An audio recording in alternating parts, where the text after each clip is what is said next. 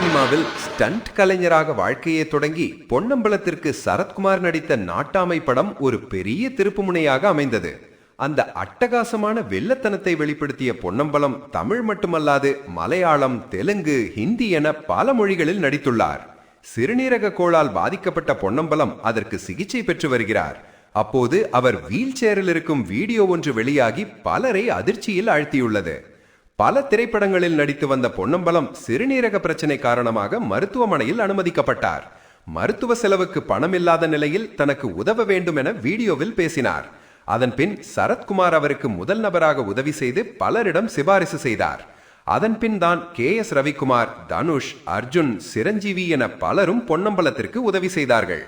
தன் உடல்நிலை குறித்து ஒரு ஊடகத்திற்கு பேட்டியளித்திருந்த பொன்னம்பலம், என் எதிரிக்கு கூட இந்த நிலைமை வரக்கூடாது என்று கூறினார். ஒரு நாள் விட்டு ஒரு நாள் உடம்பில் 2 ஊசி போட்டு உடம்பில் இருக்கும் ரத்தத்தை எடுத்துவிட்டு டயாலிசிஸ் செய்வார்கள். இதற்காக கிட்டத்தட்ட 750 முறை நான் ஊசி போட்டிருக்கிறேன். இதை நான் 4 வருடமாக செய்தேன். உண்மையில் கொடுமையான விஷயம் என்று கண்ணீருடன் பேசியிருந்தார்.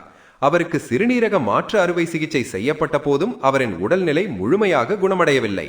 தொடர்ந்து சிகிச்சை எடுத்து வந்ததால் அவர் உடலில் பல பிரச்சனைகள் ஏற்பட்டுள்ளது. தற்போது அவரால் வீல் சேர் இல்லாமல் நடக்கவே முடியவில்லை. எங்கு சென்றாலும் அவர் வீல் சேரில் தான் செல்கிறார்.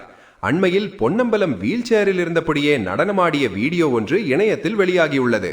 அதை பார்த்த பலர், நாட்டாமை படத்தில் சும்மா கல்லு மாதிரி மனுஷன் இருந்தாரே, அப்படிப்பட்ட மனுஷனுக்கா இந்த நிலைமை என்று கருத்துக்களை பதிவிட்டு வருகின்றனர்.